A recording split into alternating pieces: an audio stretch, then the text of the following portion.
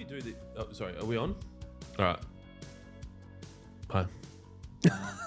Hey there, how you doing? And welcome to Lawnhub Live at whatever time you want to watch it. Wednesday. I can't hear anything. I don't need these headphones. Oh, this is a disaster. So today you will be watching this podcast, this pre-recorded podcast. Today is actually Wednesday. The podcast will go live Friday because I don't have my hat. That's a problem. Yeah, I left my hat in the car, but I just took that one. Okay. My hat's in the car as well. Oh, we can't do like Jai. Can you come here because it's not live? I'll go get my hat. Jonesy, talk about something intelligent while I'm not here. Do you know where my keys are? Nah. This is off to a great start. There it is.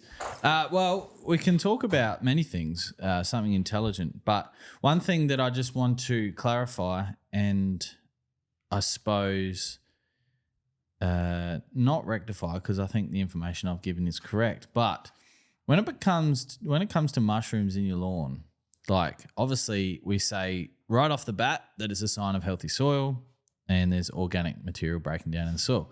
But then I also finish up with I suppose, an exception to that rule is that if mushrooms are growing in a half ring or a full ring circle, then it could be something else. There's been a lot of posts recently on the forums of Facebook pages saying that what we say is incorrect, and it's not incorrect. It's what we say, as in directly attacking us? Not us, but there was comments made that it was like, oh, well, you know, there's heaps of people just saying that it's healthy lawn. We're talking about mushrooms in lawns. Right? Yeah, I got that bit. I'm still thinking about mushrooms on pizzas. Yeah. So obviously, disclaimer: don't eat the mushrooms in your lawn because you'll end up on the news. But obviously, mushrooms are a sign of organic material breaking down in the soil. If they grow in a circle or a half moon shape, then it's potentially formed into something more like fairy ring, which is treatable, as we've discussed many times before, but can be difficult to eradicate completely. So each situation is different, you know, so just keep in mind that, and I mentioned this in the weekly cut, not one spray fixes all. So yeah, just wanted to, you know, talk about that. I thought last week's episode of the weekly cut was pretty good. I don't read them. I think they're to boring. be honest. I didn't use any chat GPT. Not one. Do you have in the past? You can tell when you use chat GPT because it just... Because usually when I use chat GPT, it's like 7 o'clock on a Friday night. And so I just want to fucking get it done. So, but I write it first, then say to chat GPT, like, make it more non-Gawler. And it's pretty cool. That's the most Gawler thing you've ever said. So it's beautiful. Shout out to Captain Kurt. Yeah. Our solo sponsor of Lawnhub Live. That's not live after lunch. That's not after lunch. That's probably going to be live from 9 a.m. on Friday, I'm guessing. But when you're watching this, we'll be either one cooking the barbecue at LIV, or we'll be watching from the party hole, which is Jonesy's nickname from high school. It's when we post the podcast after it's been edited, do we post it to Facebook as a full version or just a link to YouTube? I think you should start posting it as a full version if we can get it on there if there's no time restriction. I don't think Facebook are likely to push YouTube traffic. So we're recording today, as mentioned, because we'll be at LIV on Friday, which is pretty exciting. If anyone's new to the podcast, we have a relationship with a lot of golf courses in South Australia. The Water Pro business, which is the irrigation business that's owned by Hectagon, which also owns Lawnhub, has been dealing in the golf game for... well, far out, Mount Osmond, probably 12 years. And then obviously kind of 10 years for Grange and Cooey and Teachery Gully. And, you know, there's... Glenelg.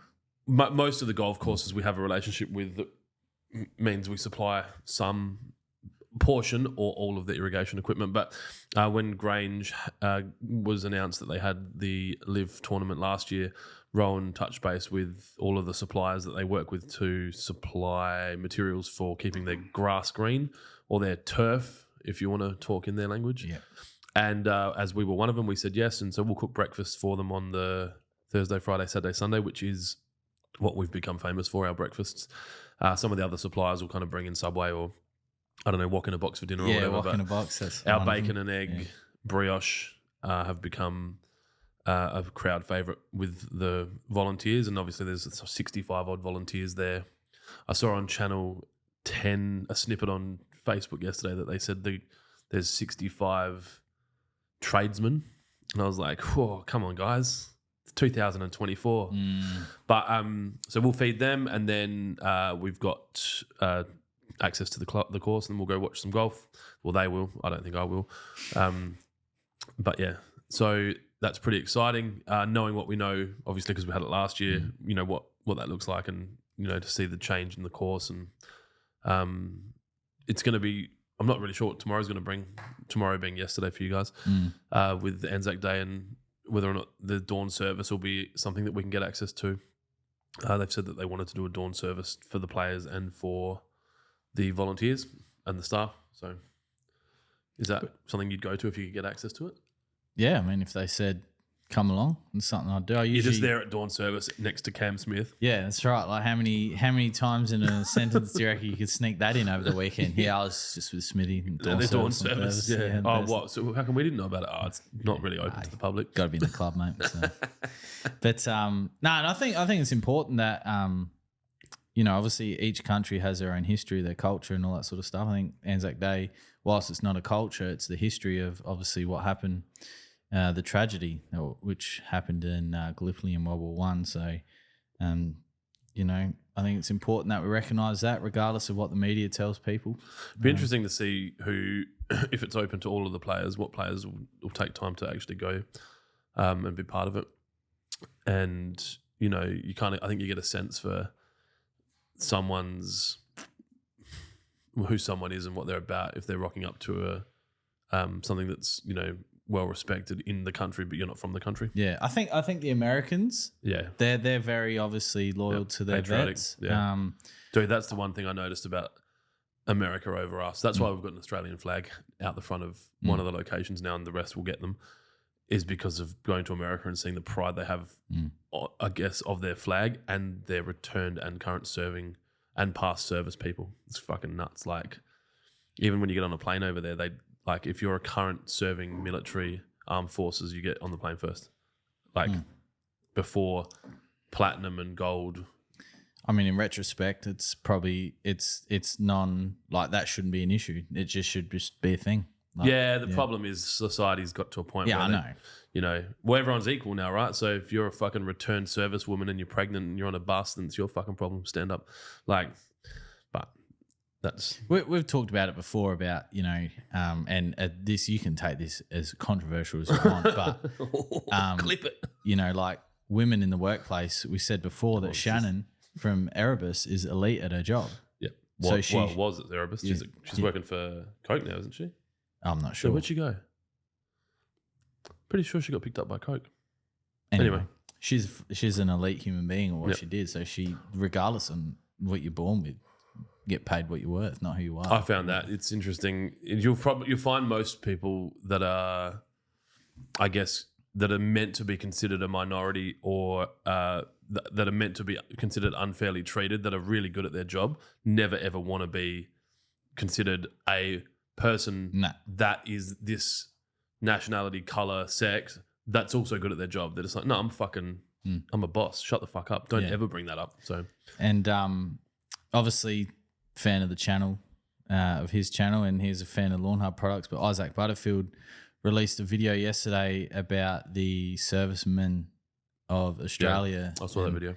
That you know, that was like this disgusting treatment from the Australian government. You do that in the, you know, was it 75% or more of suicides in Australia are men, and there's this company this group that wants to support men and mental health, and they got told by the government that there needs to be more women in it when it's... Yeah, there was... I didn't watch the full video, but the gist of it was that there was complaints whether or not it was from the general public or the government, there weren't enough women in their advertising. Yeah, but it was... from male support business. Yeah, because 75% of suicides in Australia are from men. So, you know, obviously everyone deals with their own thing, but if you're going to use statistics, which is what this current government, I suppose you could say, uses, well, you know, statistics don't lie. Swiss 8 is the organisation that he was talking to. I have this feeling that we were working with. I'm blanking out that we were working with someone that was doing some work with retired service people. I just can't remember what it was. I've got this like deja vu moment that we've had this conversation about it, and then we've kind of tried to help with something.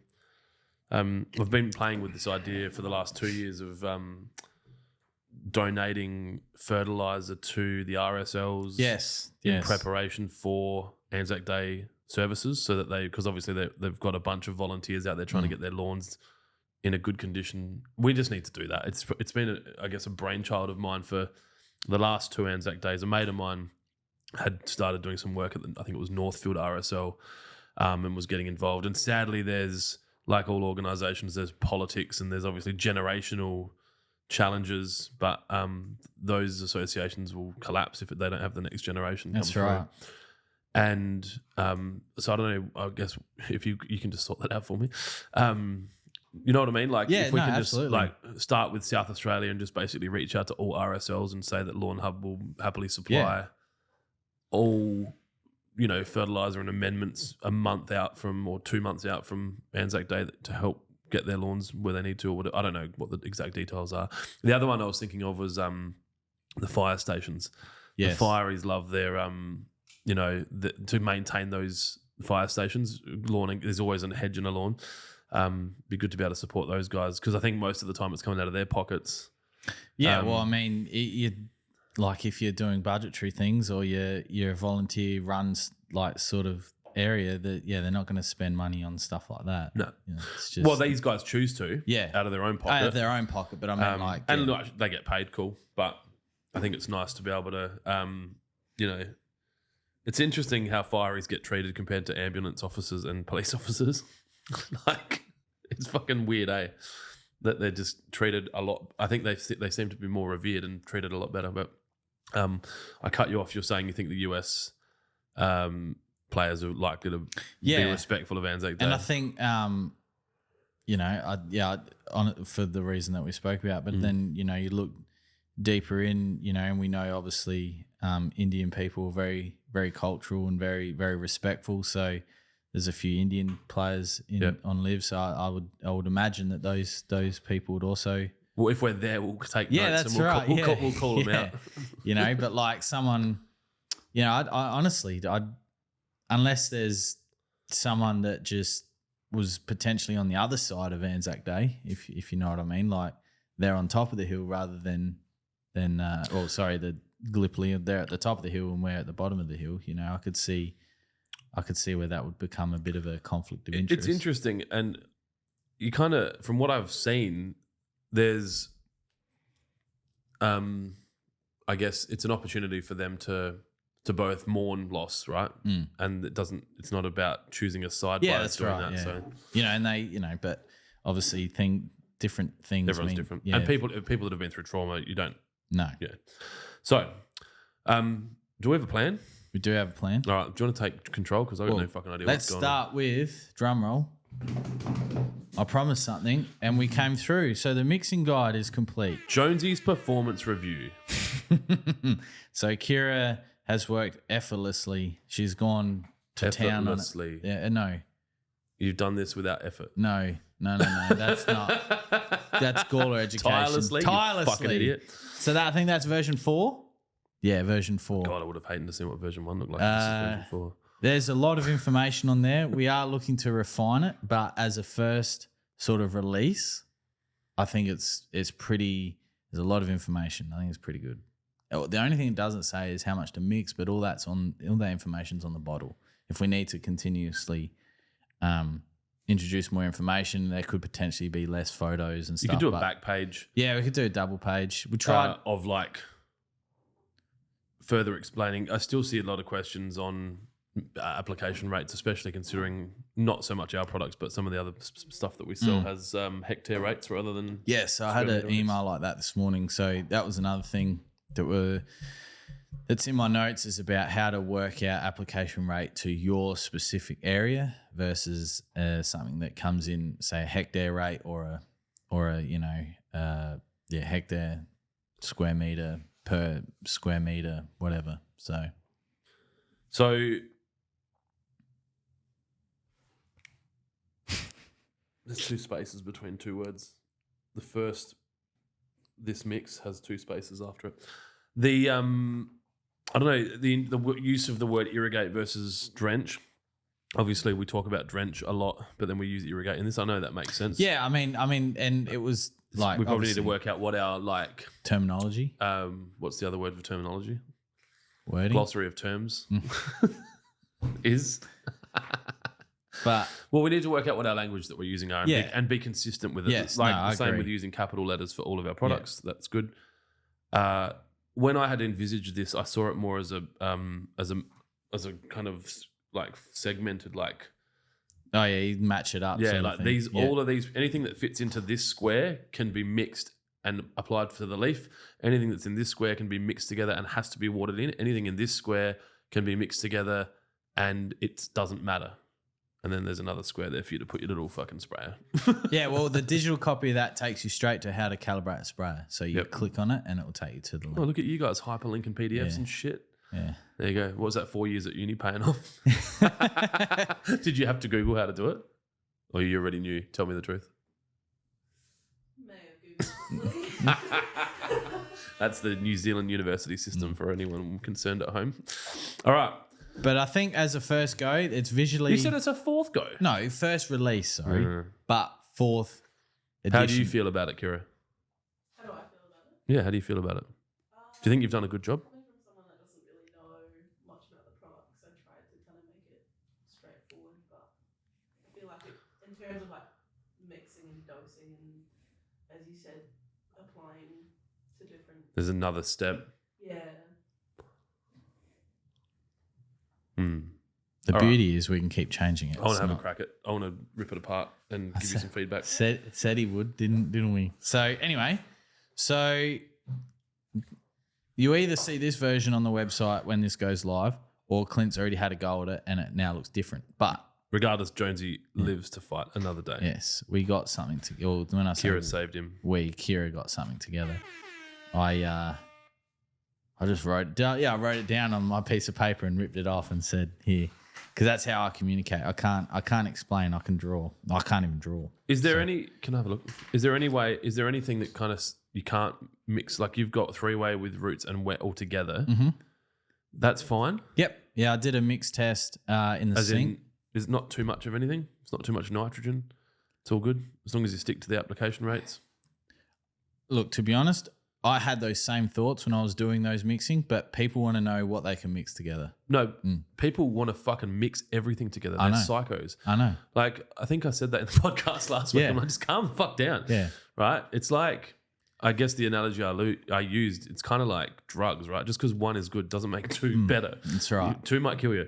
So that's not health advice. Yes. And I'm referring to legally available prescription medication that Prescribed by the doctor. That's been prescribed by a doctor. But you don't double drop. You wait for someone else to do it and then make sure it's all good. So but I guess Jonesy's done it for you. Nah, never. The mixing these three together. Yeah, no, and actually mixed really well. The only thing to consider though... Dad's watching. Yeah. The only thing to consider is when mixing 3-way and money shot, it needs to be in a separate container with water. And then mix them. So you have... Well, that should be on the back page. No, it's on there. These must be mixed. This mix must be watered in immediately after application. No. Mix products with water in separate container before adding to sprayer. I'm looking at this one. Yeah, I'm talking about these ones. So it's money shot and 3-way need to be mixed separately with water. Okay. Then put into the tank. So that they don't float. Yeah, I had some, I don't know why.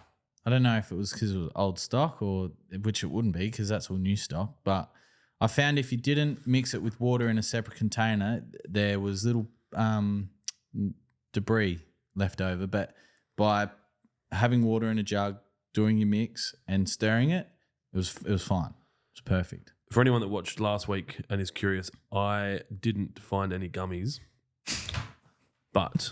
That was a hot topic. There's a lot of emails about that. Really? Yeah, there's a few. What, saying where I can get them from?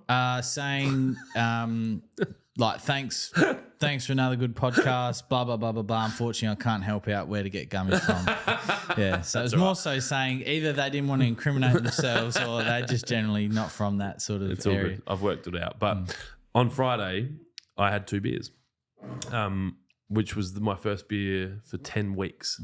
And I managed to have 2 and stop. And then I don't know, it was like this itch I had to scratch. Just wanted to kind of get some kind of like, I don't know, numbness or something. But I got home and my wife and kids weren't there. And I was like, oh, this is a good opportunity to have some beer. So I fucking threw some potato wedges in the air fryer. Heavily salted, sat on the lounge and drank a Banks Oat Cream IPA, which was amazing. And then had a Range double IPA afterwards and then stopped. And then had a 40th on Saturday. And Celeste was like, who's driving? I'm like, I'll drive. She's like, okay. And I'm like, why? And she's like, well, we had beers yesterday. I just thought. Thought that meant that the cap's off. And I told her about it. And he's like, to be fair, you've got a bit of a background in having a 90-day spell and then sending it. So for those of you interested, I did have 2 beers. I haven't had any since. And I have not consumed any illegal drugs for at least a month. All right. So back to the chart. So we're happy with that. We just want to... Yeah. It could maybe still do some refining. I said to Kira before we came here, Clint will look at it and he'll Clintify it because he hasn't touched it yet. So even the oranges, 3-way and NSFW's orange is the same. So yes. Yeah, should be displaying the same. I can see why you've done it, but all right, well, there's no point me attacking that any further during a podcast, so we'll do that after. So yeah, this will either be available on the website at the time of the release, or we'll just keep refining it.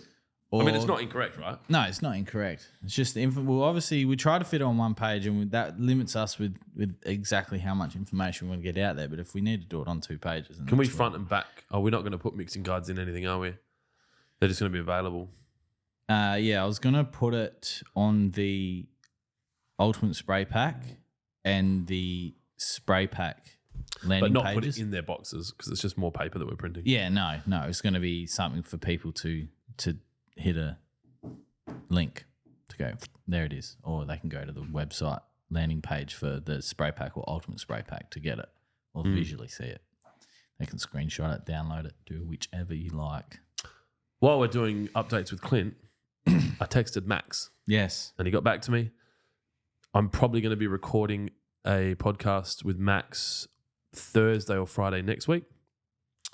So what the plan will probably be is we'll do a podcast like this where it's just me and him chatting because we've only got 2 microphones. And that will be probably posted maybe on the Wednesdays or something. I don't know. I'm interested to hear what you guys think, and even people watching this, maybe if you can post in the comments when that podcast would be good to go up, if you'd like a midweek podcast or if you want us just to get it up straight away because it doesn't matter. I think there's probably some like algorithmic benefits in having them 3 days apart and then kind of getting that from a reach standpoint for us. But it'll be the plan then to have a guest podcast once a week as well. Mm-hmm. I'm going to try and get Rowan from Grange to do the next one. I haven't even asked him yet, but I'll talk to him tomorrow. He'll do it. He's fine. And then Tim from Glenelg, I reckon, will be keen. Yeah, and then we'll start working down that list of golf course superintendents that we know here and lawn bowls curators. Elitist. I don't know what I don't know what the word is. Max is. I think and an elitist. Yeah, well, hasn't he got a stand named after him or a Oh, no, he had an end named after him. Yeah. I think he relinquished it. Oh. I think he went, I don't know. I will ask him about it. But I had this feeling that he goes, look, I appreciate what you've done, but that should be reserved for this or that. Yeah. But, and Max is one of those people that you were talking about before that just like, just comes to work, gets done. He doesn't do it for the, you want to name the building after me, not the end. Like, Max is a bit more modest and human than me. So hopefully we have a third mic by the time potentially Tim from Glenelg comes, because I would love to. You want to be in that one? I really want. And that's not anything against Rowan. I've obviously spoke to Rowan face to face. You're a fuckhead, Rowan. No, never.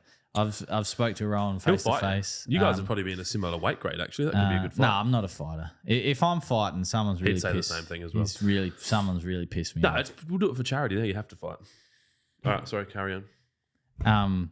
Yeah, I think Tim's knowledge, and I don't, we've never met, but I know he's a very knowledgeable person. He from what I've watched from the Glenelg Golf Club videos, is he's very willing to help people. We might need 4 mics actually, because I reckon Ryan, who has been working there shaping greens, would need to be part of that. Yeah, What they've done at Glenelg's fucking nuts. They actually, rather than engaging outside contractors to come in and install an irrigation system and remodel the course, they basically had a design done externally. And then Ryan, I think, and this is again, I don't know, so we need to have him here. I think Ryan gets involved in the shaping as far as like they've got a rough idea of how they want the thing to look. Yeah. But then because he's got that brush stroke with an excavator, which if you haven't seen that, you need to go watch him. Yeah. Is that the one on LinkedIn? Probably, yeah. Yeah. It's that is like he's got his own accent on the design. yes. Because he's doing it real world, which I think you have to when you're designing greens Oh, or bunkers. absolutely. So to have those two, it might be worth doing it separately so that you know they both get enough light shone on them. But the whole idea behind doing that middle, like that other podcast, was to kind of scratch that itch of delivering. It's not even scratch that itch, but like kind of meet the requirements of some of our watchers and listeners to see something that's not just us talking about. I don't know how to kill fucking insects, and actually. In my mind, really shine the light on some of these guys that are doing some amazing work. And I know that there's plenty of industries where there's guys that, you know, work for probably less money than they should get paid and do longer hours than they get paid for and get less appreciation than they deserve.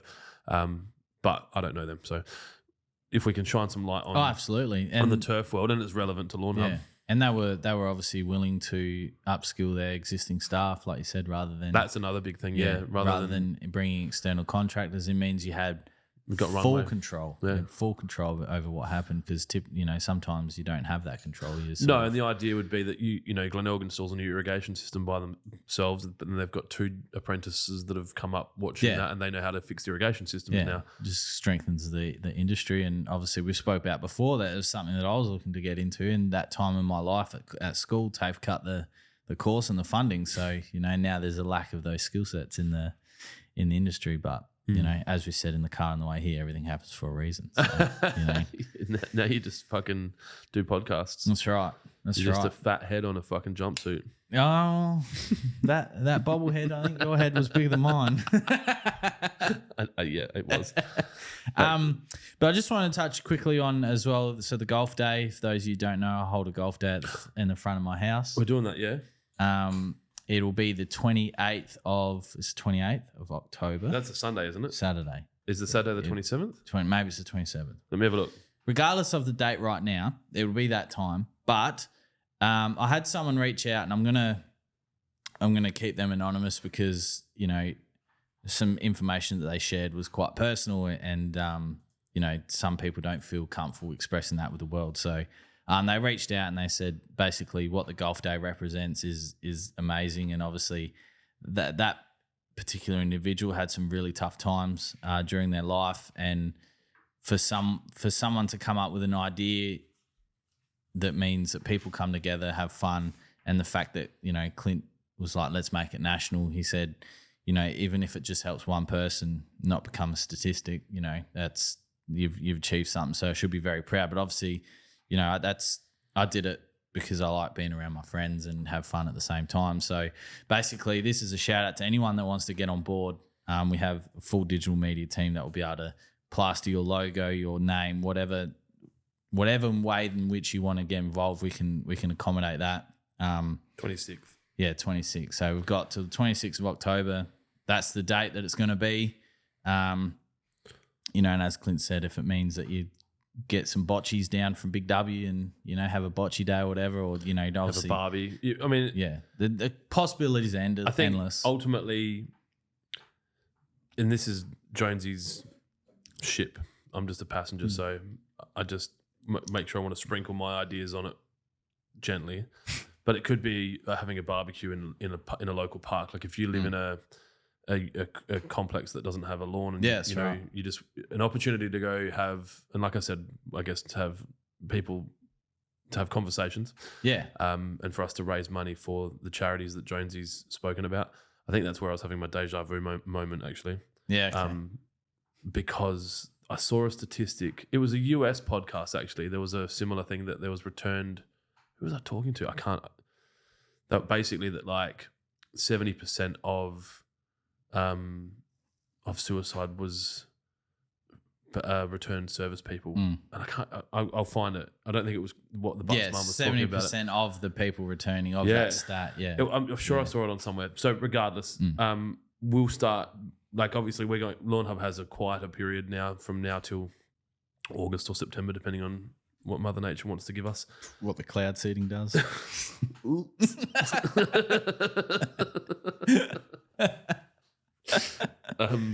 So we'll organise. I think we just need to work out a way. We might even have a separate website for it. I'm just trying to work out a way to have a GoFundMe or a charity. So if the charity has their own way to do it, you know how like Dementia Australia had their walk that Carl does. Yeah. So then you can donate to Carl's team, so you could build teams and have some competitions. I think where Lawnhub could come into play would be that Lawnhub covers prizes for the best, like the team that raises the most money or whatever, and then we just have to. I just want to make sure it's clean. And when I say clean, the charities are well run.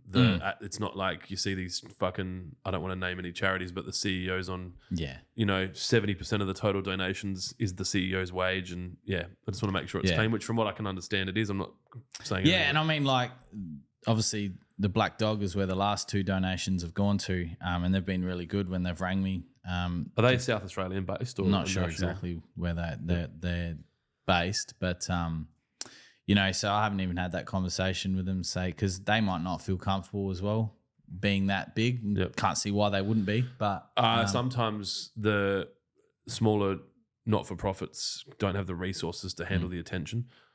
I don't know that this will be the case for these guys. Their website's so blackdoginstitute.org.au. Is that who we're talking about? Yeah, with the little hand and the dog.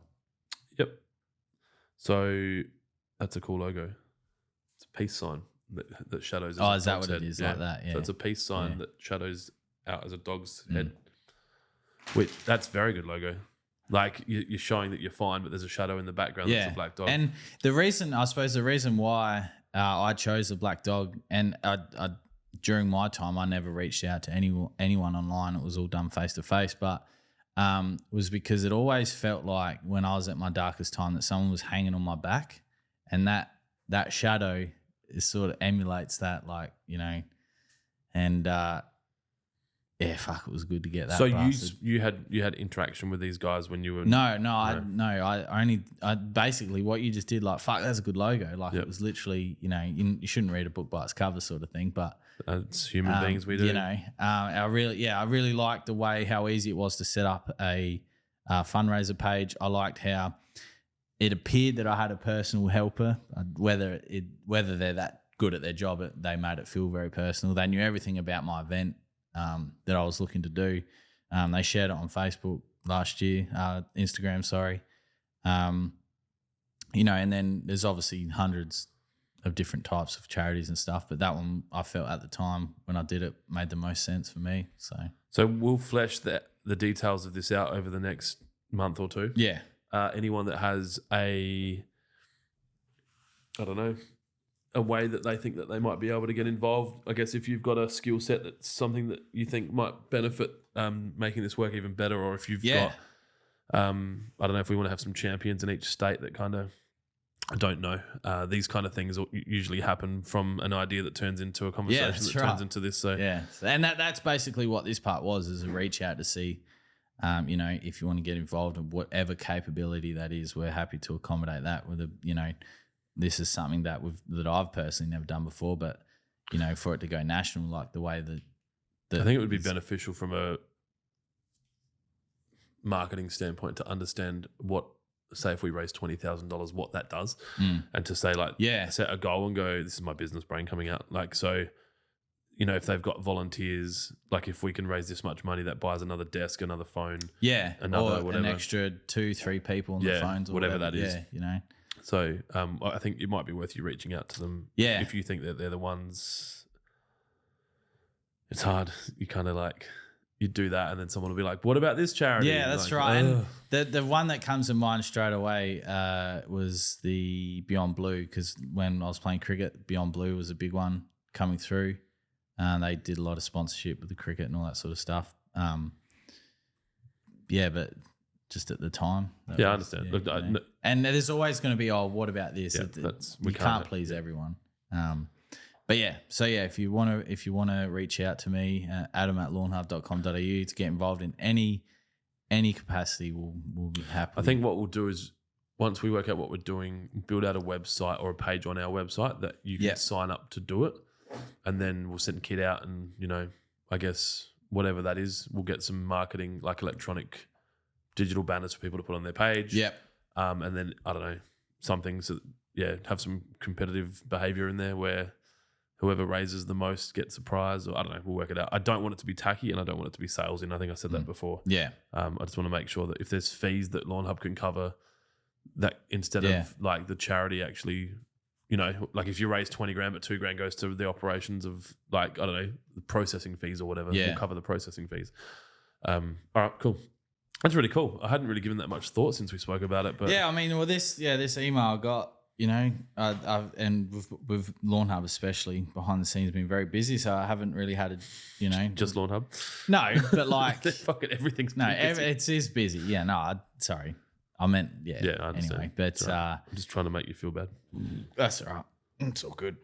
But yeah, so I think 26. It's the 26th is the Saturday. Last time we talked about it, I thought you could open it up to people to just do it on that weekend. Yeah. But really have a focus that the 26th will be the day that that you're doing yours. Yeah.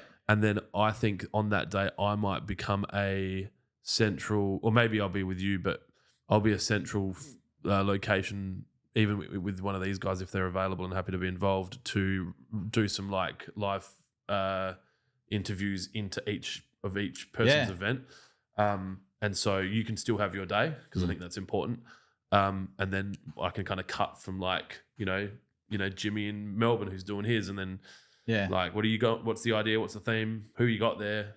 What have you been talking about? And then just kind of jump around and do a lot of kind of Instagram, Facebook lives, or I don't even know if we can dial in people on this platform and actually do lives to all platforms from platforms. Yeah, that's the fucking attitude. There we go. There Finally, you go. we got the mongrel out of him. Yeah, we'll just make it work. That's right. He looked like he was falling asleep before I started talking to him there. Did you have a big night last night? Yeah. Just haven't had your magnesium today? All right, sweet.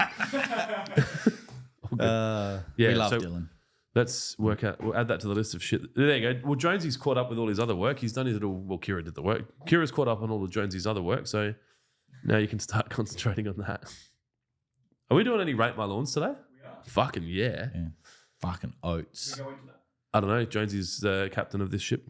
Well, yeah, it'll be a nice. I mean, it's not going to be a good segue, but it will be. No, it will be, because it'll be a good segue. After this Rate My Lawn, we can talk about the follow-up comments from Alessandro.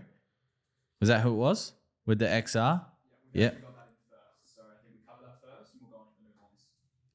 Do it last, because then we can follow it on to the next area, the next segment of. Surely this was covered off in the meeting that you guys have before the podcast, where you plan the podcast. So those of you who don't know, Alessandro, is that how you say it? Yeah, Alessandro did a Rate My Lawn last week where it wasn't finished at the end of it, so I didn't feel comfortable rating it. But there was some interesting information. There was an interesting installation of XR Netafim, which is up for debate whether it works or not. But it's subsurface irrigation, and subsurface irrigation was introduced into Australia during the massive drought. Like, that's when it was really like, if you want to water your lawn, you have to use subsurface irrigation. It's when it popped off. So it was really just kind of a, I don't know, like a fringe behavior that people had kind of started testing. 2004, 5, 6, or probably 5, 6, 7.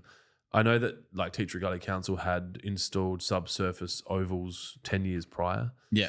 So kind of like mid-90s. Yeah. And that would have been the early days. And obviously subsurface irrigation or on-surface irrigation using the same product has been around for probably 40 or 50 years. Yeah. In Israel, they use Netafim to grow lettuces and that kind of thing. Yeah. So, but yeah, we can.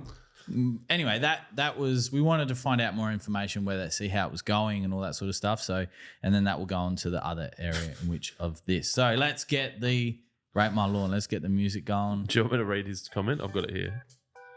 No? Oh, I don't know. What comment? I've got Alessandra's comment up here. Anyway, I'll get my trusty Stadler and my whiteboard. It could have been a blackboard. There's no issues here. We only had whiteboards. Please don't comment in. They haven't made my head bigger. Surely. Is yours fucking back to normal? No. Mine's not normal. Yours has been shrunk. No, I think yours might have just got bigger. You fuckheads. Look how small a microphone is. Have you shrunk the microphone? Hang on a sec. Are our bodies... Oh, shit. I think there's a bit of fucking funny business going on here. Oh, shit. That's hilarious. Not Yeah. really. He's cracked it. Daniel Pittman. Santa Ana Cooch. Oh, Gawler. He's throbbing.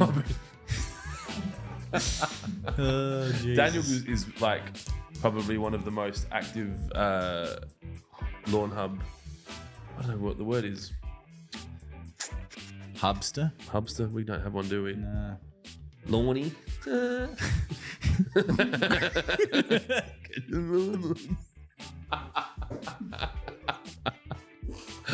Oh, fuck. All right, If you sorry, know, you Kira. know.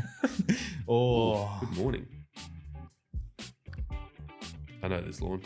Yeah, it's our backdrop. I'm just the Gawler East. I'm just trying to figure out where that is in Gawler East. Like, I'd say he probably doesn't live in Gawler East. He's just trying to make you feel no, better. I about know you where live. that is. Yeah, I know exactly where that is. It's in Gawler East. My dad used to live in Gawler East. So does that? Well, and my stepmom, they lived together on Does- Cheek Avenue. You know Cheek Avenue? yeah, I know Cheek Avenue. Those There's big a good fucking fish and houses up chip. in Yeah, there. good Yeah. fish and chip shop there. There used to be an aquarium shop too with Had an axolotls. acre block Was it on a slope or was it? on the flat. No, on the top of the hill. Like, you know, when you turn right. So if you're Yeah, going out yeah, to Sandy Creek, turn right onto Cheek Avenue. Yeah. There's all the houses on the left. Yeah. Those big blocks. That would have been worth a They fortune. Now. found brown snakes and they went, Brown snakes. That's we're leaving. That's a pet out in Gawler. No, that's why they moved house. Oh. All right, so we're scoring. That's a supercut mower as well. That's really Got that's fucking foot pedals. What are those things? the levers. They're levers. Thanks, Yeah. man. What do they do? So one engages the chain to get the clutch going, and the other one's the drive. Concrete's in good nick. We don't rate concrete. Oh, those hedges need some fucking roots and shoots. You rate my lawn, dickhead. I'm not rating them. I'm just giving so some I was feedback. just trying to get one back from last week. Do you think you're going to be much longer in your score? Or Oh, I've already decided my score. It's a 9.5. Jesus Christ, It's dude. good lawn. Calm down. It's a fucking good lawn. I think most of Australia can agree that's a good lawn. The inconsistency of height in pencil pines is one of the reasons that I will never use them. It's too hard to get them all to grow at the same rate. 9.5. You haven't got much. Fucking hell, dude. What are you gonna? What happens when you see an 11 now? You're gonna have to give someone an 11, you weirdo. No, we'll get a 10. Come on, that's pretty good. Like, look at the edges as well. Yeah, it's got nice concrete. I didn't recognize that. Pencil pine. Oh yeah, look, and in the background as well, not just his. He's done pretty good for his though. I'm giving it an 8.3. That's harsh. You can see that there's some That's fine. reasons. Everyone, And when you see when I give someone a 9.5 or a 9.7, which I probably never will, you'll be like, I understand. You've left yourself no room. plenty of room. What are you going to do? Like 9.51, Nah, plenty of room. 9.524. Plenty of room. Plenty of room. What would you rate your lawn out of 10? Which lawn? Your back lawn. 2.1. I mean, I think that's pretty harsh, but It's a fucking like- piece of shit, dude. Like my back lawn's an example. Like my back lawn is the ultimate fucking before photo, and it has been for 10 years. And I've only owned the house for 7.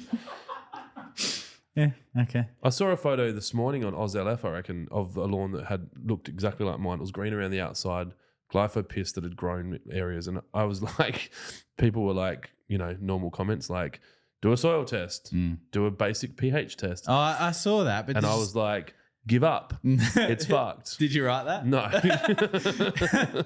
I didn't. I did see the same image, but I only saw irrigation down one side as well. I didn't see irrigation on the Yeah, other but it was side. green on all the corners. It's definitely whatever's fucked with my lawn's fucked with their lawn. Anyway, I'm guessing. Nice lawn, Daniel Pittman. Yeah, good on you, Daniel. Thanks for being part of the community as well. You're very active all the time, and yeah, I know that you help us probably more than we see. And sorry if 8.3 makes you fucking Well, he's got 2 litres of roots and shoots, so he would be able to put it on there. get those hedges, some roots and shoots, mate. Are they Japanese It's box a really hedges? well maintained house. I'm guessing you either don't like your wife or you really like your wife. Or your husband, I don't fucking know. Who knows these days? All right. All right. This is another familiar name. So what? Okay, so for people that are listening to this, I'll read it out because Jonesy's I can't. I need to read it. too many first. words for Jonesy's little brain. Yeah. Nathan Skaysbrook, SWB, which is an acronym for Sir Walter Buffalo, using Lawnhub College Pack, which is not what it's called. A contractor damaged my lawn, and I have now got it back to looking great thanks to Lawnhub. Call out the contractor. What's the contractor's name? Nathan? Yeah, that's like my side lawn. Holy That's an shit. excavator or a dingo driving through there, mate. Oh, it's even worse than that. That's fucking pretty good recovery, all things considered. We'll look at the amount of shade Yeah. that would be getting at all times. Nathan. SCAY Holy shit. Brook. This guy's got his little Kikuyu boner going again. No, this is Buffalo. It's got the R-Vans. I wonder if he has trouble with his blue R-Vans or if it's only Ovo. Oh no! If you talk to Rainbird, that it's probably just a one-off. We've never had anyone else contact us with any issues, and then they just Control V that comment to the 4 million people that had problems with their blue R-Vans. Sorry, I do love Rainbird, but their blue R-Vans were fucked. All right. I've made my number. I thought it was Kikuyu, eh?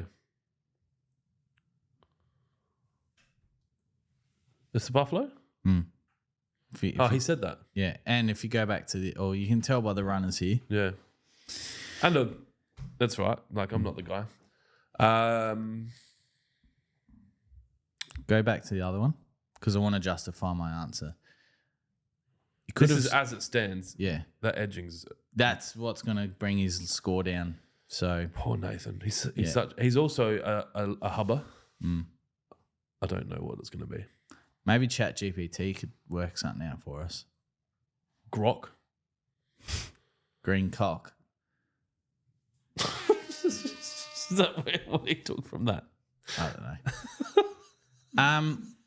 Because of the edging. Like Shrek. Shrek's got a green cock. I'm assuming. I've never seen Shrek's dick. Kermit have you seen the Kermit the Frog videos where he has his cucumber?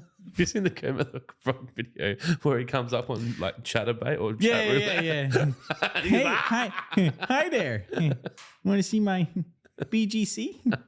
Big green cucumber? Oh no, I didn't want to see that.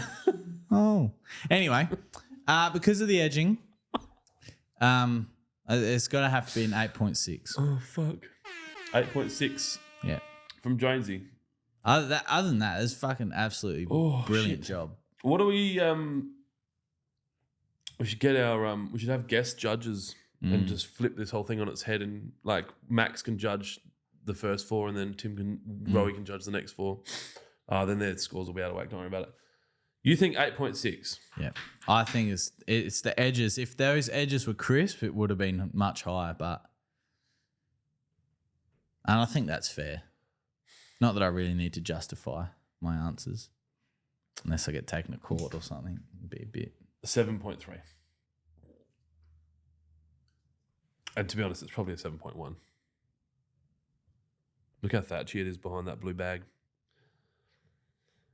Anyway, Nathan, I'm gonna be known as that fucking asshole. We got an email this morning about me being Red Simons on Hey It's Saturday. That show was on before I was alive, I'm pretty sure. Probably was off before you were alive. All right, carry on. Luke Town E. Can you read that one? Because I'm going to have some of this delicious. Is that supposed to be Luke Towny or Luke Town E? Anyway, from Norwood, common cooch, cut between 5 and 7 millimeters. Products brought from Waterpro Kent Town, keeping it local. Nice. Thank Let's you, Luke. have a look. Luke? Holy dooly. Oh, here we go. Now Jonesy's 11.8. Oh, that's pretty good. Nice house. That's a very nice house. So that looks like an extension that's been built. Hang on, is that a pool house or a garage at the back? That's one of those blocks that has front and back access, maybe. I like these trees. I have 2 of them. Yeah, someone steal the other 2. I've got a tin can block. Can only get 2 on there. That's really nice. I like the is it Fontoon lights? Is that what they're called? Festuve? You guys want to jump in? Festoon. What are they called? Festoon. Nah. No, festoon's right. Festoon. They look like that shadow's saying there's no globes, but maybe it's just the way it's coming because there's globes across the back. Yeah. That's very nice. I do like that. Obviously, the pool water doesn't bother it. It depends if the pool water's getting out onto it. It's good colour. Good. Maybe even. they've got a very gentle slide-in process where they just slide into the pool. Looks like there's not quite even there. A bit of a dip. 9.5. That's pretty good.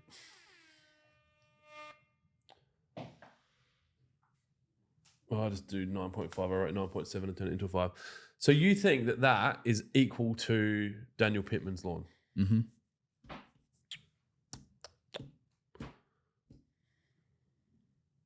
They're both very good lawns. Yeah, that's, you know what? I think it's just really low cut. I think if that was a little bit higher, it would probably look even better. I think it's hard to keep it looking that good. What do you say, 5 to 7 mil? And to get stripes like that at 5 to 7 mil is pretty impressive. Yeah. I'm trying to work out whether or not I think it's better than Nathan's. Because I think at that cut, it is, at that height. 7.5. No, what did I say Nathan had? No, I'm thinking about Daniel Pittman. 8.5. Very nice. It's the highest score I've given. I think I'm getting too close to 9s. This is disgusting. But Luke, amazing property. Yeah, And absolutely. what's inside the garage thing? Is it like a towel hanging there? Hang on, is the end we're at now, and I know you don't know the answer to this, but like there's like a assuming it's from barbecue this- and shit going yeah. on at this end, or is Maybe the house, like that's the garage, or the house is at this end and then there's an access from both ends? Like they have those like alleyways out the back. yeah. That's cool. The whole backyard's a lawn and a pool. Unless that's just a part of it and then the deck they're standing on goes even further back. Anyway, we don't know. Carry on. How many more we got? We got the follow-up from last week. Alessandro Pro. Follow-up response from last week. Oh, that's good. You put a lot of thought into that. Now I'll be able to rate it. Yep. Do you want me to read the comment that he sent through? Okay, this is from Alessandro. Cheers for the feature on Rate My Lawn, fellas. Sorry I missed the brief, but hilarious having the two of you silently and curious watching it. I'll take a 6.5 any day of the week too. Subsurface is NetFM Techline ASXR. Confirmed with a quick Google. Run 100% on grey water. Wow. From showers and the washing machine. Annual water bill is $0. That can't be a thing.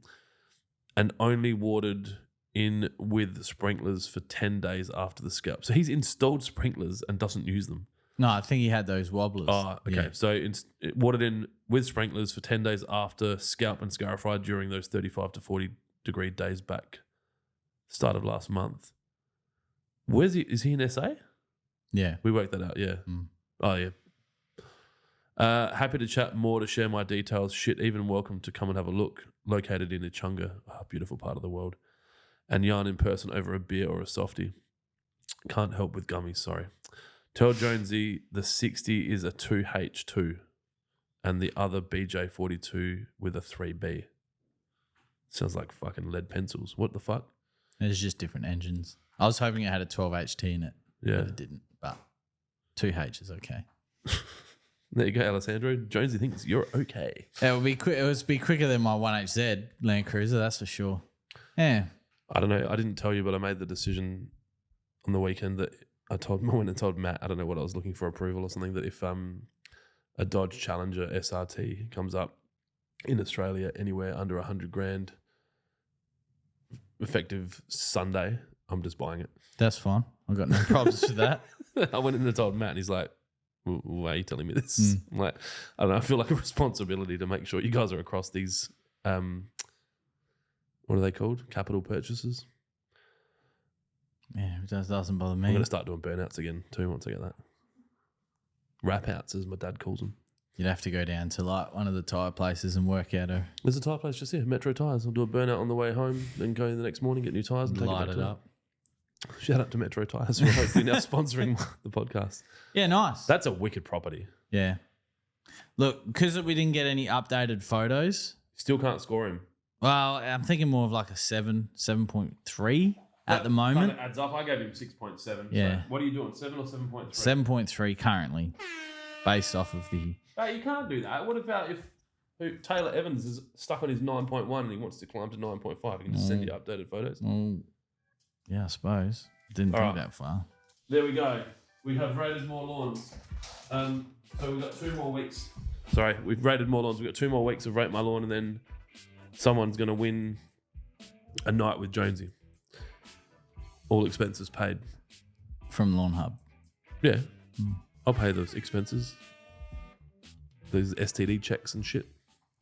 So. Not sure it's going to be one of those nights, but okay. What happens at band camp stays at band camp. Who's winning? 9.5. Luke Towney, 9.5 and 8.5. Average of 8. So that's 18. That's a 9. I think he's winning. Oh, wait, it's a nice lawn. Yeah, he's winning. Okay.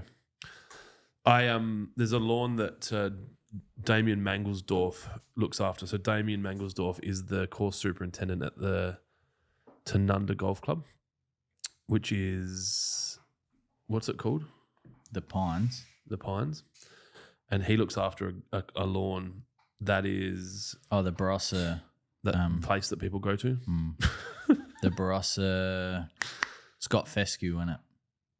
And it stripes up mint. It checkerboards up. Yeah. That lawn is what I want my lawn to look like. Yeah. That's You're going to have to rip your lawn out and start again. Oh, cool. All right. If you did end up going through and running that winery, like that's what your display area for weddings would be like. Yep. So Barossa House? No, it's not. something like that. But that's my 10. That's my 10. It's mint. That's And what it is. It's like, I don't know, like you're trying to compare it. I've got so many examples in my head that are really inappropriate to something else. Where's his photos? This is a private Facebook profile, so maybe I know that he's posted these photos of that thing publicly. I'm just trying to find photos of it on his Facebook profile, but it's just,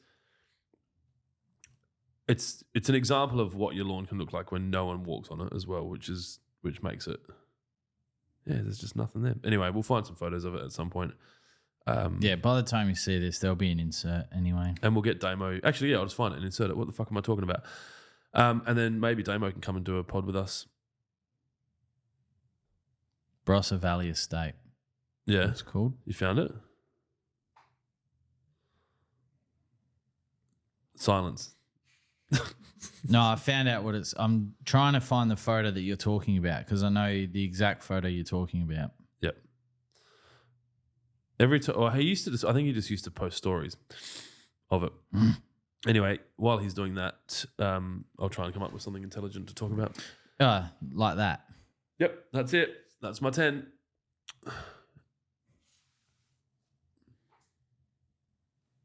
But we'll put an insert. Yeah. Now I remember where it is. Send it to the team. Then don't send it to Kira. Just send it to Dylan.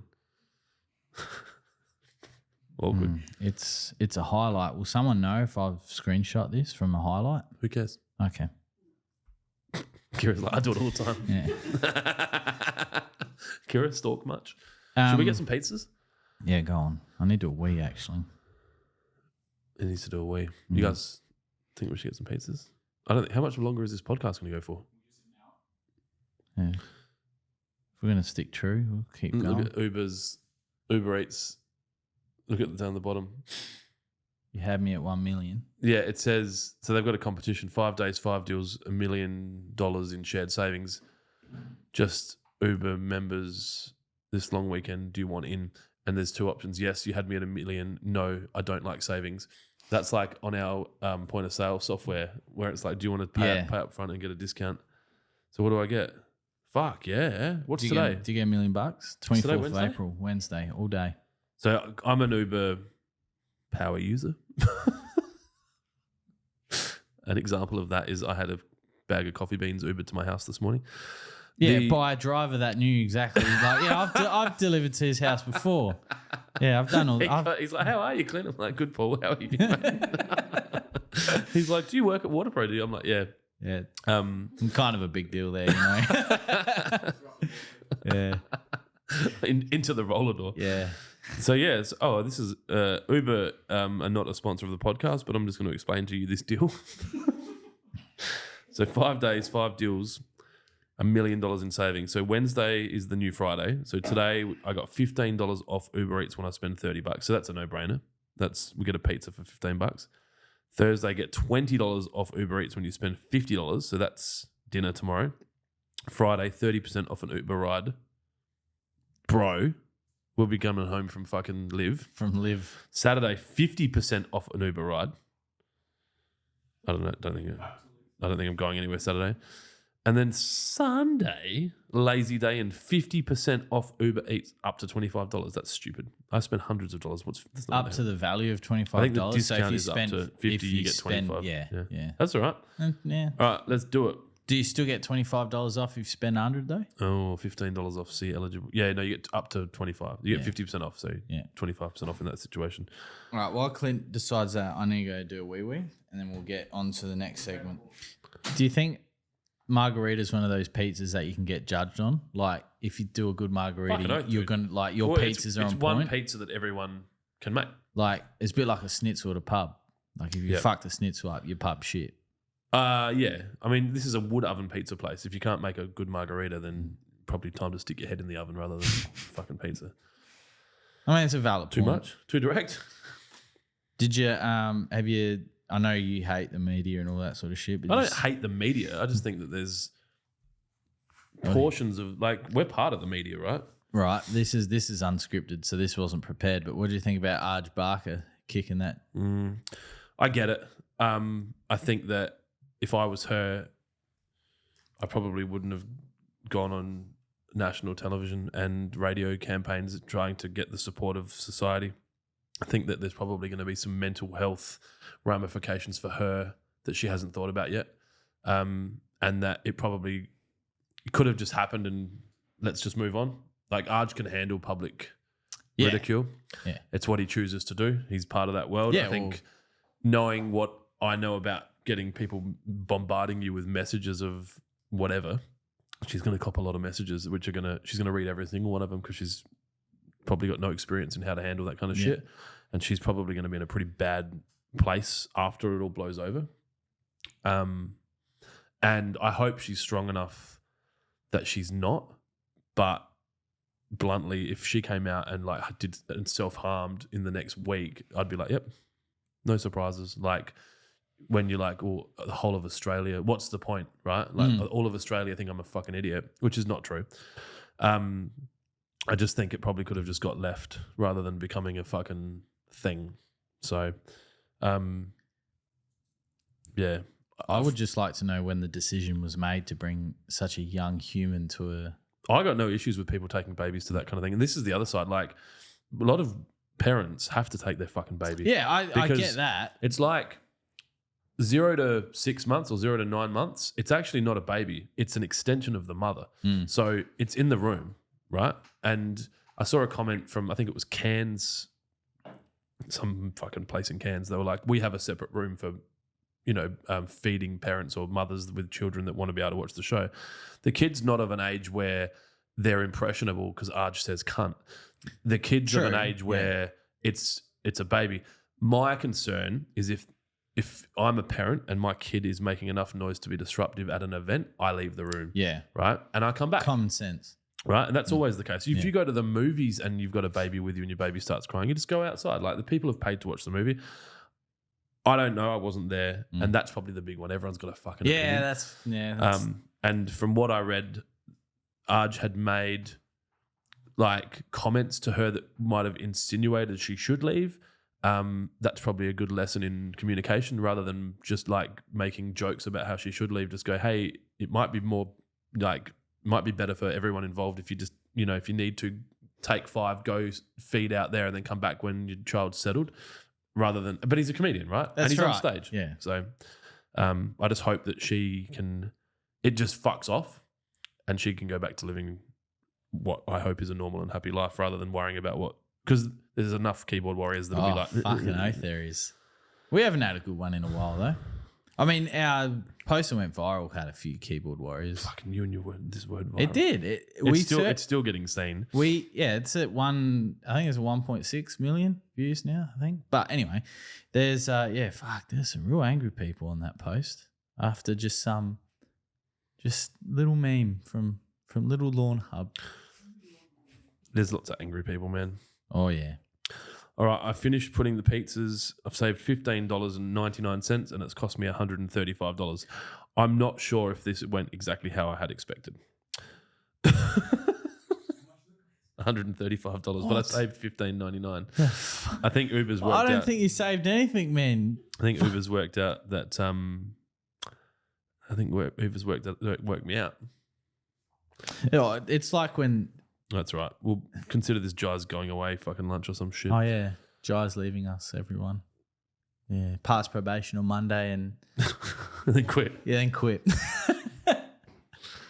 So, no, he's off to different industry, do different things. So, we wish him luck. So, yeah. Anyone communicating with Jai in the next Wish him couple- luck. Fuck that. I hope he Okay. fails. Yeah. And Once you leave these walls, you are an enemy of the state. That's not true. you listening, Dylan? No. No, you said I'll be trapped here. And then Yeah, my soul would be your trapped. soul will be trapped here. Yeah. You'll be stuck at fucking Ramondus's old warehouse in fucking Dry Creek. And then I asked when you leave the warehouse if I get to come with you because I know. No, your soul. As in the ghost can't follow Jonesy around. No, it stays in the building. I have to stay in the warehouse. No, I say that in jest. The people that I've openly said this to staff on videos, in conversations directly with staff, and in communication videos that I make to staff, that I don't mind if people will leave to chase their dreams and want to do something different. I think that the way people leave is important, and if they give their notice and do the right thing and work diligently till their last half day, usually at the end of the last day it gets a little bit loose, but then that's fine. Right. But it's the ones that quietly quit or stay here and run a business while they're working for me, or are literally not working and just sitting there doing other shit. That's what fucks me off. So if he wants to pursue something different, he's got my full support. I'm just messaging them to say, hey, I ordered pizza. There might be some spare. Keep some space. How many pizzas did I get? 1, 2, 3, 4, 5. Yep. All right. Moving on to this the is next. where Dylan inserts the bit that goes, all right, we're back. Yeah. We're back. We'll be back for a while. Yeah. There may be more. There will be some. There will be.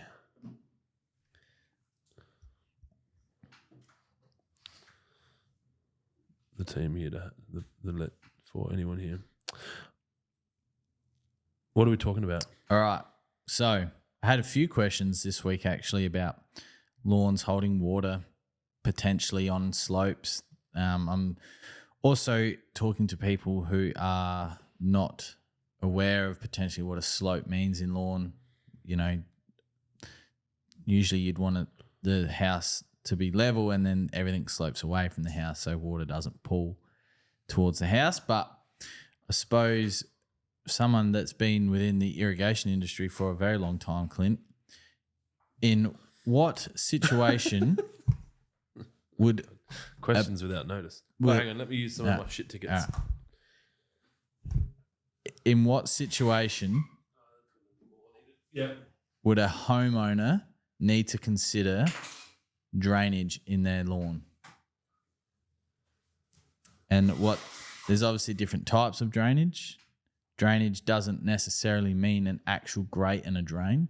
I guess ideally people want to be thinking about drainage before they put their lawn in. Correct. The sad reality is that most of the time we're seeing issues After the lawn's been installed.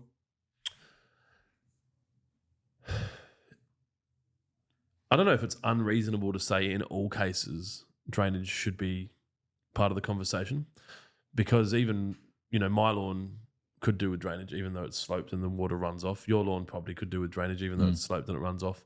But the slope is somewhat a part of drainage. Yeah. It's Well, just that is, not- it's taking the lawn away. The issue with mine is that the water also runs down to that corner and sits there. So if you've done your soil preparation well and we don't have any, 1 in 100 year situations, you're probably not going to have any major issues with drainage. I think the issue will be when you've got a really compact substrate, or in some cases there's, like this, where there's a concrete boundary around it, which kind of turns it into a swimming pool in a way.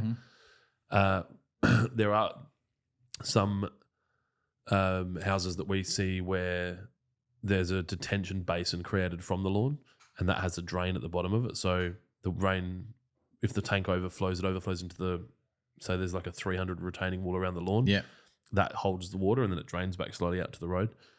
I'm not deeply across it, and we definitely don't sell that much residential lawn drainage. Obviously that's not golf courses, so all the new footy ovals, that's kind of a given. Yeah. And I mean, I can only speak for the grounds that I used to play footy on that are now getting upgraded to drainage. That's only relatively new in I suppose at an amateur level, but at a premium level, it's non-negotiable. It's part of the spec. But obviously what I'm trying to say is that as times change, the sporting fields when I was a kid are now getting drainage. What's the next step that drainage is actually part of a residential lawn? What's that, 20 years? Not necessarily. It might be never. I think it really depends on the usage of the area. So I think the reason why you're seeing drainage being used more now in public spaces and local clubs is that the total number of hours of usage per period, per day or per week are higher. So when you played footy, you might have been the only club there. Yeah. You might have trained twice a week and played a game. And so the damage that occurred wasn't really that much of an issue. But I mean, you take Adelaide Oval, for example, that has, 280 events a year, or I don't know what the number is. And Damo will come on the podcast and he'll tell us. There you go, there's another one. But might even be worth getting Todd on, actually. Damo's traveling a bit at the moment. But they have a lot of events that drainage becomes part of the solution for repair, right? So if they have a big rain event, the longer that water stays there, the longer it's going to take for it to dry out, obviously, and then the longer it's going to take for the lawn to kind of get back to normal. I think residentially, if you're using your lawn aggressively and it's not getting that time to repair, like if you've got kids that are playing soccer in your backyard all the time, then you probably want to be thinking about drainage when you're putting it down. For us, we don't use the lawn that much. It's sloped. it was never, and like, obviously I could take drainage from absolutely. any business and put it in. I didn't put it in. The issue is if you're going to go try and put it in retrospectively, then it's probably a bit too late. Bit difficult. Well, it's not too late. Yeah, It's just a pain in the ass. Yeah. It's like putting underfloor heating, right? Like the best time to put underfloor heating in is before the floor goes down. The second best time is after. And I suppose that goes hand in hand with irrigation as well. The best time to put irrigation in is at the time. But obviously, you know, we've spoken about this before, you know, it's achievable. It's just messy. And I suppose drainage is the same. I think a lot of it's like a lack of knowledge. And Water Pro and me specifically do a lot of education around this. And that's why we're talking about it. I think that if people know what their options are, then they can choose to do or not to do it. I think a lot of situations where drainage or irrigation hasn't been installed or hasn't been installed well, which is probably worse than not being installed at all, is because of a lack of education or a lack of knowledge. And, you know, even people that I'm now meeting that are, you know, becoming friends of mine that are, you know, like successful in their field and super intelligent and work in peripheral industries that are similar. And then I hear that they've gone to a hardware shop and bought a fucking tap timer for irrigation. I'm like, what are you fucking doing? And they're like, well, just that's what I thought it was the go. Like, and because there's just this lack of education. And I think drainage is just it's a zero education conversation. You know, drainage is really getting put in behind retaining walls, and because that's the requirement. If the retaining wall's a certain height, it has to have drainage, doesn't it? I think a retaining wall would have drainage regardless. I mean, I'm not deeply across it anymore. Retaining walls above a metre need engineering. Retaining walls below a metre don't. There's obviously depths of steel pipe. The steel goes down the same that it goes up, that kind of thing. Like the length that it's high is the length that it's in.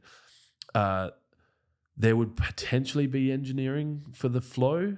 Like the higher the wall, the bigger the diameter of the pipe would need to be, because obviously they need to work out how to get rid of that water. But I haven't seen anything like that's actually, you know, legislated or like an Australian standard.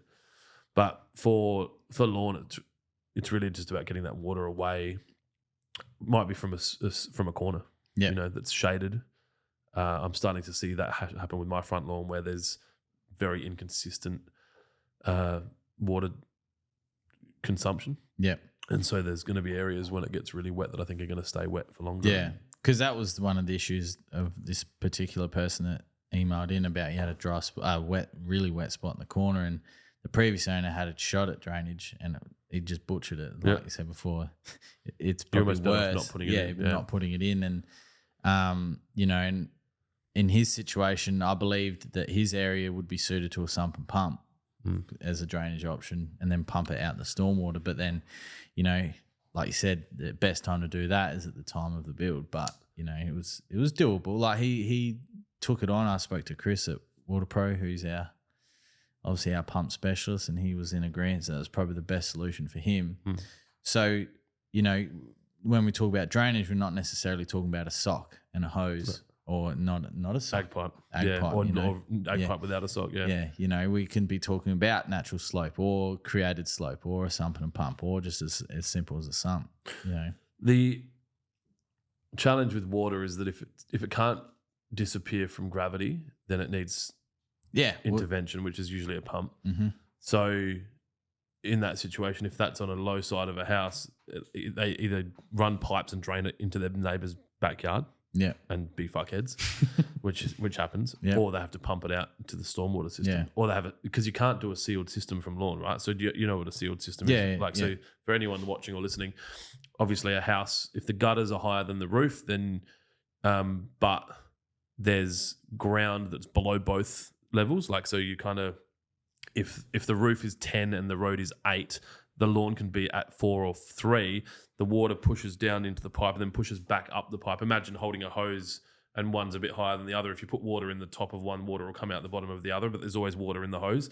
That's a sealed system. And so residentially, you'll have a sealed system like that works, but as soon as you cut a hole into that pipe to try and get a grate in it, all the water that comes onto the roof is going to come out that hole. So you have to have a separate drainage system for your lawn. Now, if that's below the level of the road or the stormwater system, then you have to use a pump to get it out.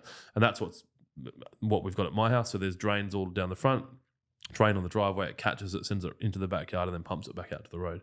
Just how it has to be. So I'd say this guy's going to need a sump and pump. Yeah. perfect area for it. He had already had somewhat of an area dug out ready for it because the previous owner had it. And again, lack of education. People will do that and they'll stick a pump there and they'll snap a garden hose on it and try and hide that through their garden and punch it out to the road when you need 32 mil blue. Yeah, you need volume. Yeah. Well, pumps don't like small diameter pipe.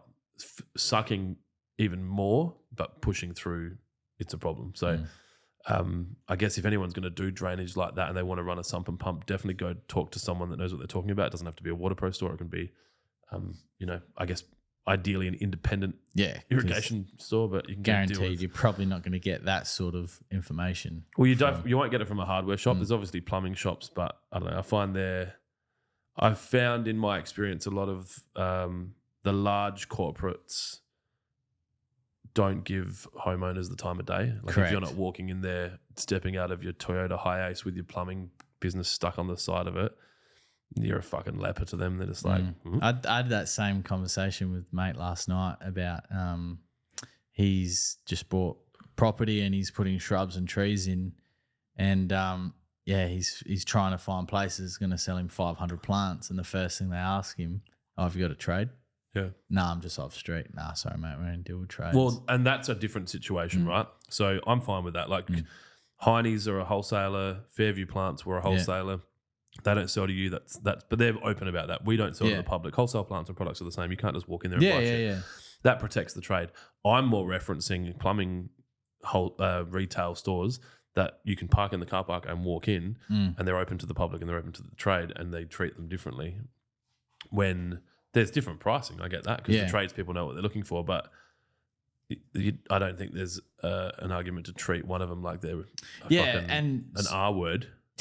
Yeah. But to follow on from that, I suppose this place that this guy rang was like, oh, well, have you got anyone that can sort of help me? And so like, where if we would... well, that's perfect for us. We refer our client that's work. right. We get this sale. This person didn't get a referral. Yeah. So he couldn't even like go... Yeah, so he shut the bed with two customers because he hasn't helped their existing customers. Yeah.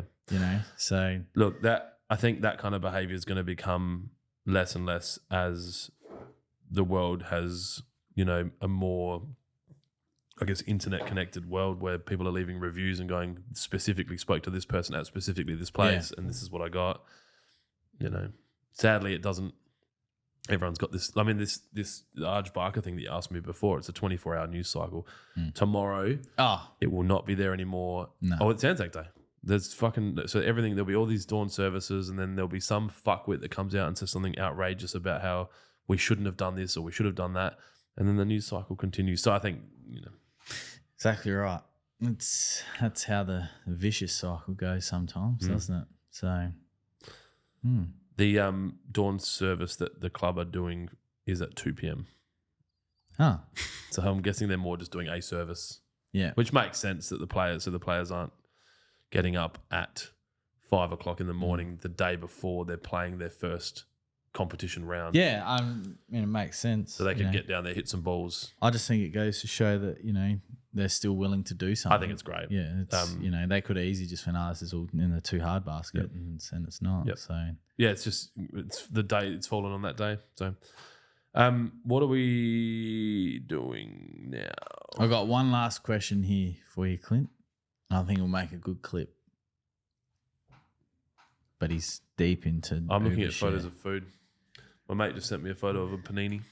A panini? What's that, like a little roll? It's an Italian crusty roll. Yeah. He said, my barber, the message said, the local Italian barber has turned the front women's salon part into a panini bar.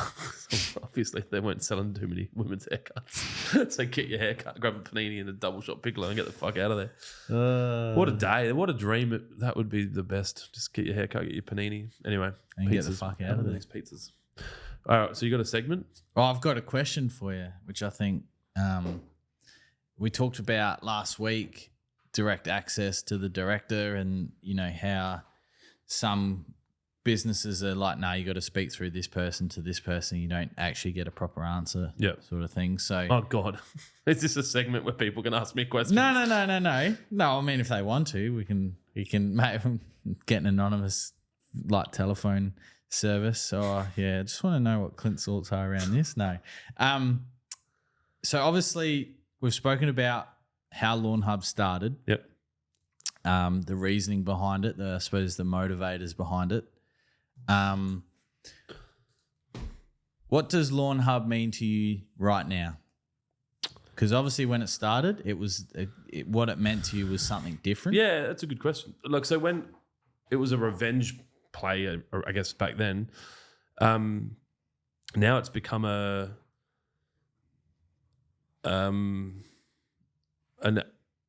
I guess it's an opportunity vehicle for a lot of people. So, you know, I think it's a good testing ground for our marketing department to learn what works and what doesn't work with advertising. Mm-hmm.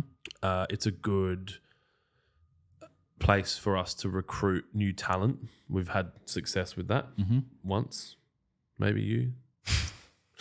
No, like, you know, it seems easier for us to recruit to Lawnhub than it does anywhere else, and then we kind of pick from, you know. Yeah, well, and for those of you that are interested, like we've got 3 ads going across the Hectagon at the moment, 2 for Water Pro, one for railways. Yeah. Railways. Collectively, they've probably had Fuck all. Our last Single Lawnhub, figures, our last Lawnhub ad, 850 people applied. Yeah. So I think Lawnhub's the kind of business that people are interested in.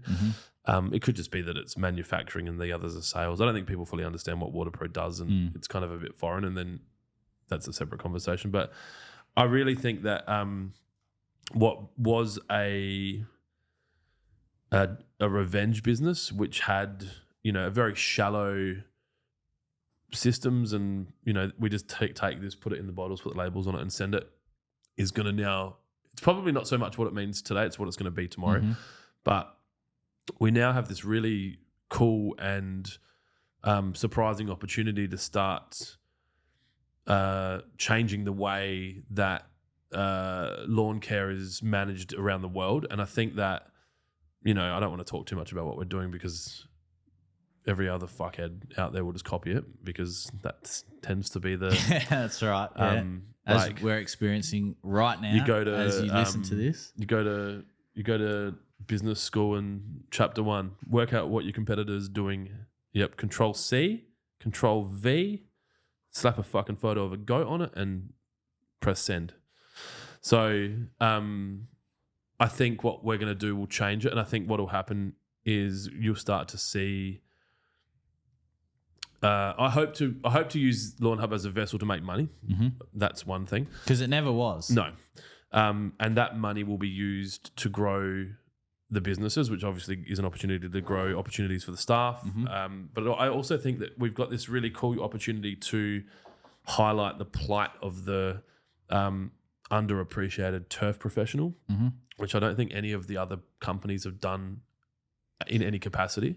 Yeah, not to maybe the levels in which... I mean, Lawn Solutions they do their interviews and stuff, but I really think that we can partner with the industry to show the plight and the challenges of the industry, and then also, you know, try and help raise the profile, but then also to improve the way turf or lawn care is done at homes.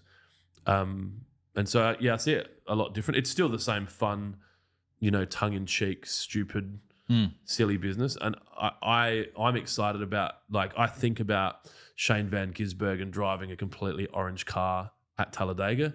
I think about Brody Kostecki driving a completely orange car here or there.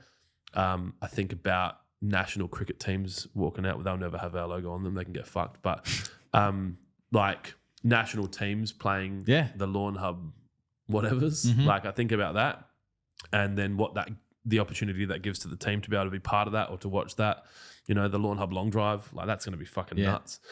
So it's a lot different. Obviously, I still need to be conscious to keep my eye on all the other spinning plates. But I suppose that's what Matt and I are for. So when I first spoke to Simon Rice about a new product, it was really important to him that it was different and that we did something different, and we still didn't. We still took something and kind of just rebranded it. But I would love to go back to Simon 6 years, 7 years, 8 years later and go, this product was developed. It's unique to the market. It does this that no one else does. This is the inputs that we've used. This is why. And almost be able to have him go, no shit. Like, you didn't need to come back to me and tell me this, but that's fucking cool. So I don't know if that answers the question. It's kind of where I see it at the moment. I think it was a good answer. I thought it was good. I think it's transparency because, like as we said, Lawnhub in the beginning, you would not give 2 fucks if it made money or not. It didn't. It wasn't what it was about. It was the only focus for me was that lawn porn dies. Yeah, and it still is. I just think we'll have more money to do that, and I'm less concerned about, I guess, human pain there than I am concerned about just competitive business pain. I think that for a long time, I wanted individuals to hurt, and there's people that work inside some of the large fertilizer companies that have done the wrong thing along the way, like with like trademarking our logo when we were trying to trademark it, and I know who they are. That's a heavy focus for me, but I think, there's other people that were, involved that are just, I guess, have caused trouble from a lack of, I don't know, like awareness or knowledge rather than trying to be intentionally troublesome or intentionally spiteful. And so I'm less concerned about that. I'm still competitive and I still want to fucking, once we cross over that white line, I'm slicing the throats of all the other fertilizer companies. Absolutely. Because, obviously all these, ads and stuff that lawn companies do, us included, we appear that it's all fun and games, and for a majority of the time it is, but at the end of the day, we're fighting for the same customers. That's right. And I think that we probably treat our customers the best. I could not agree more. And we probably treat their customers the best as well. Absolutely. And I think that hopefully that turns out into we have all the customers, and that we don't just become this, like, I don't know, what's the word? Like an avatar of what we used to be. I think you can see that sometimes with corporate where it just becomes like no one's responding to messages on the chat. I think there's enough. Loses its soul. There's enough values within Lawnhub that it will and you can never say never, but I don't think that's one of the values that I don't think we could ever we can ever lose. I heard a quote this morning that Denzel Washington said to Will Smith after he slapped Chris Rock. Was it Chris Rock? And he said, when you are at your absolute peak is when the devil will show their face. And I think and that's paraphrasing, I don't know if that's the exact quote, but you get to a point where Will Smith probably was, where he thought he was above everything and that he could do no wrong and you'd never get caught, you'd never get taken down. And I think that's when you start to see the downfall of crime gangs and, even just general criminals that are like getting more and more brazen and breaking into things at different times and breaking their rules. Yeah. And I think that if you have a parallel back to business, we need to be really conscious to continuously look through the lens of the 12 immutable laws. And having Irvo as GM has a protective layer of social barometer that I think will never break. And that he's always kind of like, I don't know if that's the right thing, that's not in line with this or whatever.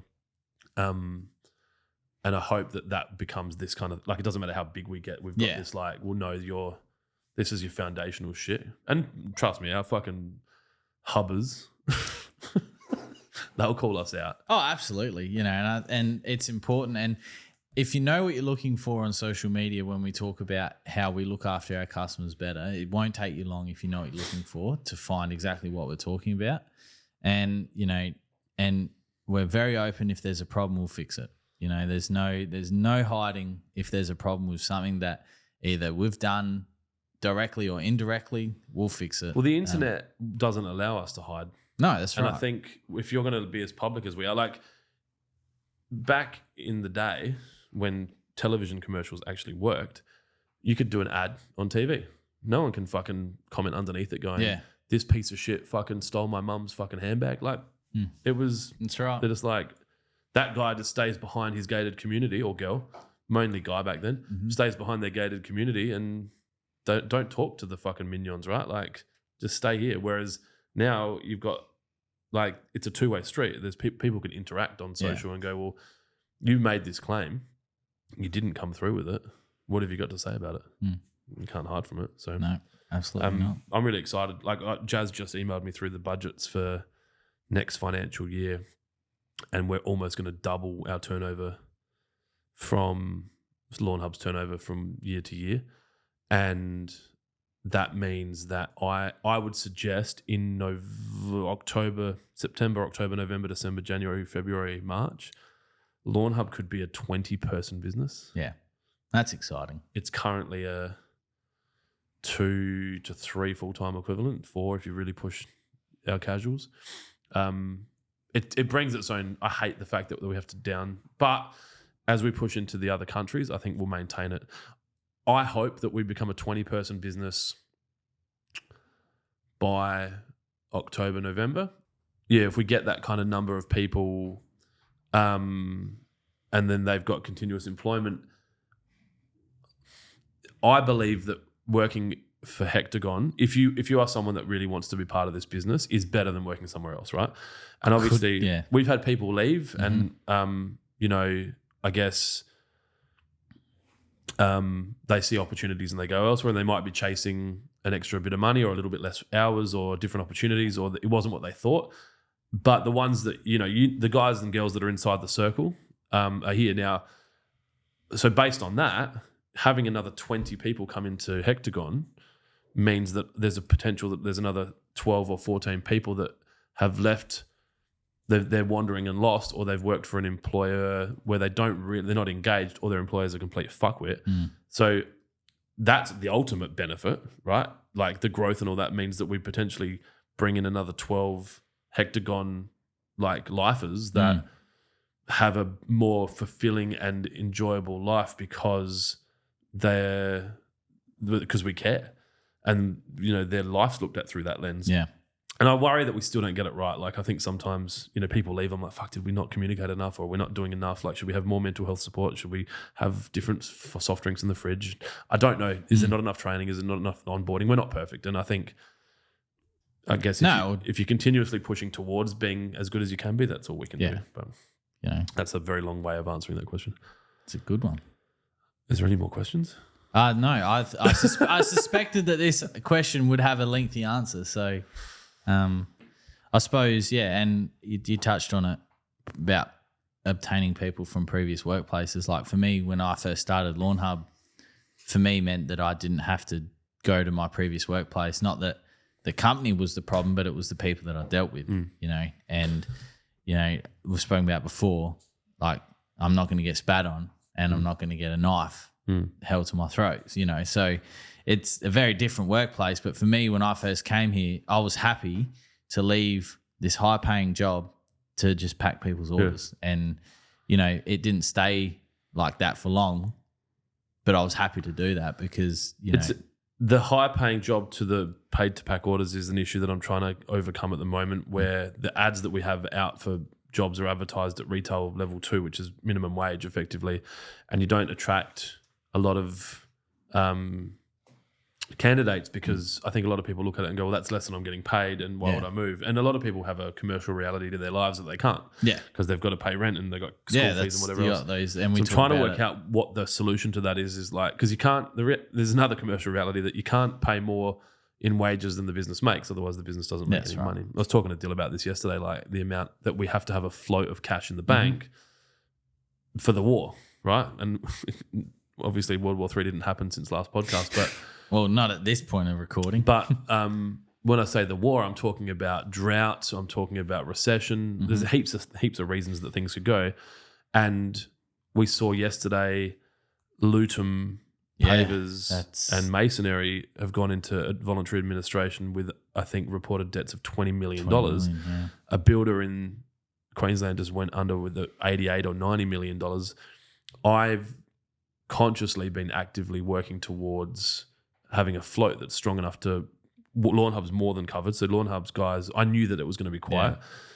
I know that we can pay rent and wages for 10 months now without selling anything for the entire of Lawnhub's business. And so the staff don't think that I'm like, they're not conscious that I'm thinking about that. And they shouldn't have to. No, they shouldn't have to. And they probably aren't aware of exactly what those. But I guarantee you, some of the places they're going to have a short-term view on a lot of things, and that's fine. That's just different. So, and those colours were shown during the. And they might not. I mean, even like with Jai leaving, like I think it's great that we were in a position to put Jai in a position that he was confident enough to start tasting new things, right? That's exactly what I because said he to wouldn't him. have left his old employment if he didn't feel safe to come here. That's right. And then he's also felt safe to go, hey, I've found something else that might suit my family and my circumstances better. Great.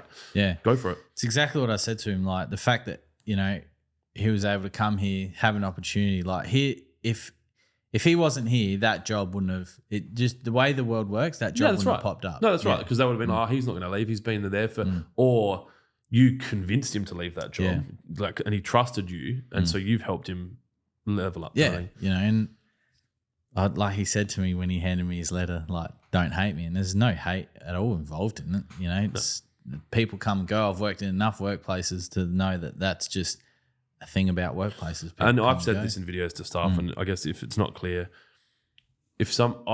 Max was a great example, right? And I think I can talk about this. I think it was pretty public, but Max decided to leave Lawnhub to go back to doing what he was passionate about, which was looking after turf. Yeah, turf. And He's got the but he had like 4 to 6 months notice, which was great because I was like, well, you go do that. It means we can like recruit your replacement, and we understand what's going on, and it means that he didn't have to rush out. Like he didn't have to be unemployed for a period. And I guess if we close on this, and I know we probably need to wrap up. How many are we pushing 2 hours? But I think that if more business owners were really honest with their staff about that and said, look, if you're going to leave, just give me as much notice as you can. If you don't like it here, tell me you're actually going to leave and don't have a job to go to, and and most employers won't do this because they're like, fuck you. Like if you once you pull the fucking tab, the battery's not getting put back in, kind of thing. But if I have a person in a department come to me and say it's just not working, I'm going to start actively looking for employment. I'm like, great, we'll advertise your job. We'll start trying to replace you while you're here. And if it takes you 4 months to find your new job, then that's 4 months that person gets for you to train them. Yeah, that's right. Obviously, if that takes 2 years, it might be a different conversation, but it doesn't. And then we're not stuck trying to recruit for so we don't have this gap. Like you imagine you've got this, I mean, no businesses have staff sitting around just waiting for work, right? Like, be very inefficient. so there's always something to do, which means when they leave, that something to do is not getting done. Wouldn't it make sense to have people that are ready to take over, and your profit might shrink a bit because you're paying wages for 2 people doing one job, instead of your profit shrinking because 4 customers left because you're not able to deliver what they need. Like, but not everyone agrees with that, I don't think. So anyway. What I did want to do, if anyone's made it this far, is where's our most successful platform? Facebook? That is, isn't it? So this will be live on Facebook, right? If you can share this podcast and comment pod in the comments below the Facebook version of this podcast, we will draw live the week after using a random comment picker from the Facebook comments on the it won't be posted live. It'll just be posted as a video, won't it? Yep. So the video, share it, and then comment pod in the comments, and we'll choose a winner. You'll win a set of Apple AirPods. Can we do that with YouTube? I don't think we can. I don't know if we can do random comment pickers. So yeah, go to Facebook. We'll do that. We'll just give it away on Facebook this time. If that works, we'll start doing it on all platforms. But that'll be easy for us to track. Thank you. That was very nice. Pleasant conversation. Was. Not Different so chaotic. If anyone's got questions, we'll obviously do a question-based podcast Friday what's to 24, 26? Is that like? Friday, 3rd of May. All right. Jai's last day. Well, he might have to feature then. Well, you know what we should do? We can do his exit interview live. That would be How many companies would do that? If he's honest about it, I think it would be really good. If he's comfortable with it, we'll talk to him about it. Anyway, if you haven't subscribed and you're watching this on YouTube, make sure you go to subscribe so you don't miss any of these episodes. And if there's any questions that you want us to answer, or if you've got something that you might want Max to answer, this will go up before he's here. Obviously, Max was a massive part of our initial growth and part of our social strategy in the early days. So for anyone that hasn't seen him, obviously we're going to ask how he's going. But if you're curious about anything else, then let us know. Otherwise, that's it. Yeah, or even who Max is. Go back to our previous YouTube videos and you'll see him there. Yeah, watch them. We need the ad revenue. See ya. Keep See it ya. green.